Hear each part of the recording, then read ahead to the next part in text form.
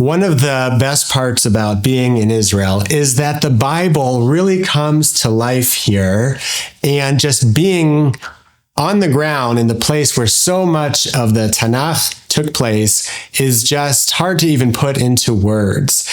Nowhere is that even more important than on the Passover holiday, where we read the ancient texts about the Exodus from Egypt, but at the same time, Passover or Pesach is this holiday that everybody feels so connected to. So once again, you have the ancient traditions in the modern Israel, and I am so excited because we have with us today one of the great scholars of the ancient Near East and the history of this entire region, but at the same time, a great Torah scholar who brings the Torah to life in a very enthusiastic and exciting way. I'm happy to have Rabbi Joshua Berman with us today in our studio, who is a professor of Bible at the Bar Ilan University, a graduate of Princeton University. He also spent many years formally studying Torah and has his rabbinic ordination from the Israeli Chief Rabbinate. He's the author of many really interesting books, a book about the temple called The Temple, Its Symbolism and Meaning, Then and Now, as well as important and even groundbreaking books about the intersection of academic Bible study and what does it mean for an observant Orthodox Jew to grapple with those issues. And so the newest book that Rabbi Dr. Berman has is called Echoes of Egypt, a Haggadah, where, as you can see, it's just stunning, it's gorgeous. And what he does is he brings really important archaeological findings to help us understand the Passover Seder and to understand the Passover holiday. So it also, I have to mention, was published by Koren Books. Koren is kind of like, I like to think of them as the Ferrari of Jewish book publishing. They do not simple books, they do very gorgeous books. And if you look inside here, you'll see what I mean. And it's just so stunning. We published the Israel Bible with Koren as well. They are really the premier Jewish book publishing company here in Israel. So I just encourage everybody to go take a look at Echoes of Egypt, either on the Koren website or on Amazon. And Rabbi Berman, it's great to have you with us. You're a serious academic, but at the same time, you've written all of these books to make Torah study very accessible to the average person. So can you explain to us, tell us a little bit about yourself and your journey to where you got to today? Right. Okay. Well, first, let me just say, Tully, what a pleasure it is to be with you and with the listeners around the world. The kind of fusion that you're describing of being an academic, being doctor, but also rabbi, of being academic, but also coming from a place steeped in the tradition. It's really what I'm all about, and it really has a lot to do with my background. I was raised in a traditional, but not fully observant or Orthodox home. My parents really got excited about Israel when so many Jews who were kind of marginally affiliated did in the late 60s because of the Six-Day War, which was a huge moment of awakening of Jewish spirit and Zionist spirit for so many people. And so I had the good blessing that they decided they wanted their children to have a stronger Jewish background and identity than they had. And they sent me to Yeshiva Day School, where we studied half-day curriculum general studies and half-day curriculum Judaic studies. And I caught the bug there. I had wonderful teachers, and we were taught Hebrew from the first grade. And so I picked up Hebrew and I, began to study the texts in their original language. And I had wonderful teachers, and led to a deepening of my own observance. But as a result of being from a home that was very open-minded, liberal, critical, my father was voraciously intellectually oriented. It meant that throughout my entire life, I've kind of been trying to find the balance and the meeting place between deep piety and critical thinking. Are you enjoying this Bible class? Take your study deeper with Bible Plus. Explore over 200 courses taught by expert Israeli educators, right from the land where it happened. Get a free month trial using the code BibleStudy at checkout. The link is in the description below. Now back to your class. Right. And you've taken that to the highest levels. Now you're a professor at Bar Ilan University, and you're able to engage in the Torah text and the academic text on a daily basis. Right. So in the Haggadah that you just came out with, there's a great story about how you got to Egypt in the first place. Can you tell us a little bit about?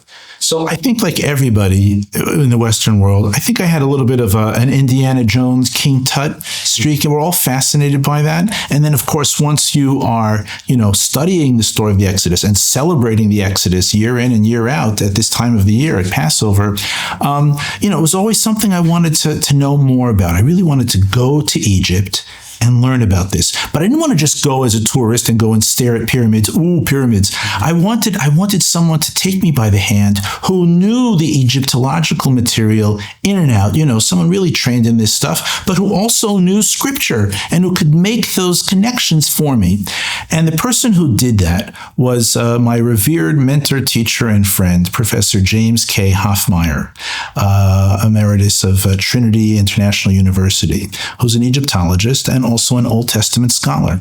And he was leading a tour to Egypt. This was in January of 21, designed for religious Christian scholars and clergymen.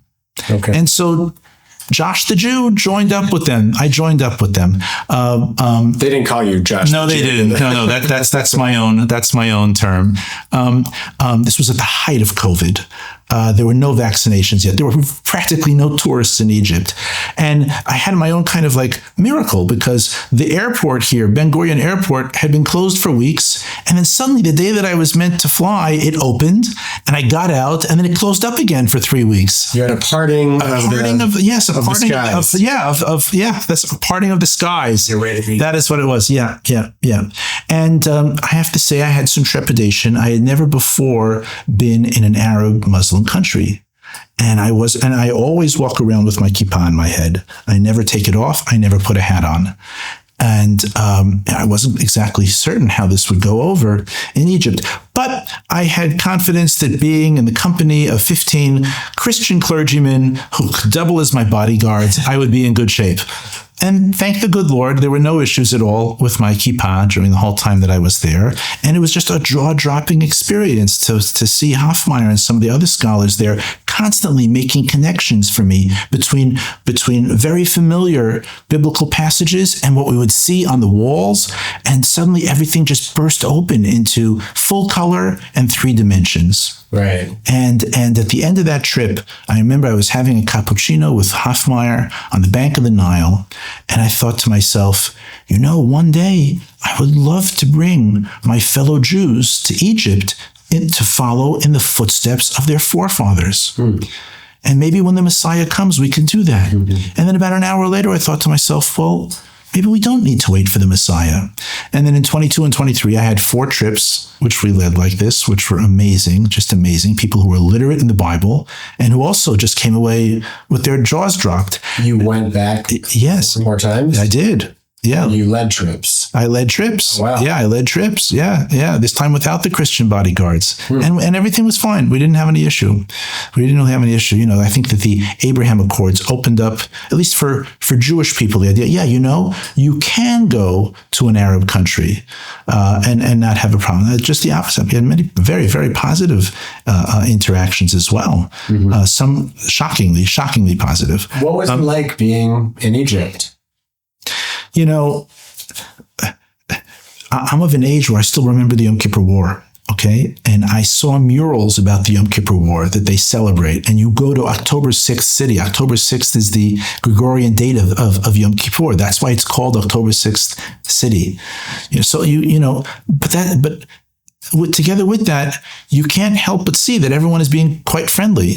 Look, I'll tell you an amazing story, okay? I'm standing in a museum one day in Cairo with my kippah, and I'm looking at something in the exhibit case, and an Arab fellow comes over to me, and he says to me, "Are you from Israel?" And I said, "Yes, I am." And he says to me, "I'm from Gaza." Gulp. I gulped. He says to me, "My name is Hisham." This was on a Sunday. You'll see why that's important. He said to me, "And I want to tell you, I hate Hamas. I think we should be making peace with you. Oh, and about yesterday, Shabbat Shalom. So you never know. You never know.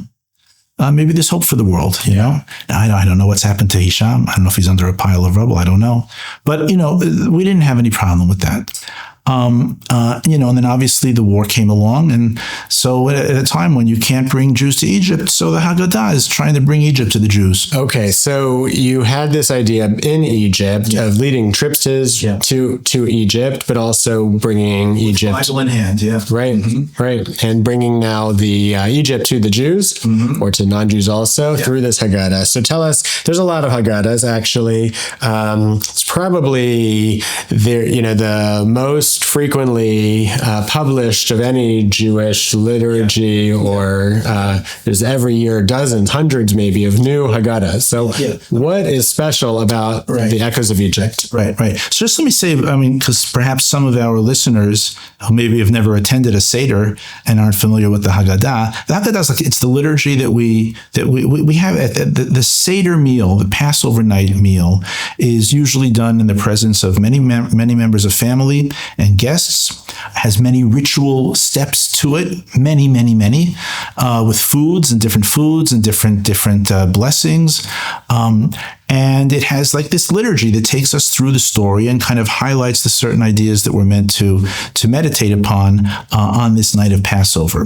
And therefore, over the centuries, that's always a winning combination. When you have family, food, and ritual, it's a winner. I think that's why the Passover Seder is so popular, even for many Jews who are normally not observant of the regular commandments that you and I keep. The Seder, because of its popularity, and therefore the Haggadah text, because of its popularity, has kind of become a springboard from which someone can make a thematically dedicated Haggadah, a feminist Haggadah, a Land of Israel Haggadah. You have here the IDF Haggadah. There you are, the IDF Haggadah, okay? That kind of is a commentary on the text, but also laced with meditations about other things that are related to whatever the central theme is. Right. So I had the novel, but I think actually obvious idea that we should have a Haggadah that's about ancient Egypt and what it was actually like there. Right. Which is now possible because of the plethora of scholarship that there is now about how the Torah is rooted in ancient Egypt, how the Torah adopts many metaphors and images from ancient Egypt, how the Torah polemicizes against ancient Egypt. All of this bursts into full color when you have that Egyptian context. And that's what I tried to bring here in the Haggadah, not only through the writing, but to show, here are these images. Look how the images impact how we can understand these things. So I want to hear about it came out about a month ago, and it's been seen by a lot of Jews, a lot of non-Jews. You have Jews who are maybe very farther from the tradition, Jews who are very, very Orthodox. So how has it been embraced so far? Yeah, I've been really shocked. It's been embraced from wall to wall, from end to end. Just today, I got an email from somebody at a Reform congregation in Newton, Massachusetts, that his rabbi over Shabbat had spoken about the Haggadah. And I did a podcast a couple weeks ago with a big podcaster in Lakewood, New Jersey. Lakewood, New Jersey is like where the most hardcore right-wing Haredi or yeshiva-oriented Jews of America have one of their biggest strongholds. And I can see now on this on the podcast that I've launched, which we'll talk about shortly, I see Lakewood is like big on terms of number of listeners. And I think it's just because of what I said at the outset, that it doesn't really matter what type of Jew you are. If you're American, you have a little bit of an Indiana Jones and King Tut streak in you. And then to discover that these things that we celebrate each year at the Passover Seder are not just the stuff of myth and ritual, but you can actually also bring in your intellectual and critical thinking side and fuse the two. I think for a lot of people is a total blowaway. I think for a lot of people who are pious, whether they are Jews or whether they are Christians, there's often a kind of a fear about academic work, academic conclusions, And therefore, some people want to just kind of keep the two separate. But I think all of us want to live with a fusion of spiritual and intellectual integrity. And when someone comes and shows how you can do that, I think it's attractive to a lot of people. That is very exciting. And we're going to get into the Haggadah in just a moment in part 2 of our series. And thank you very much.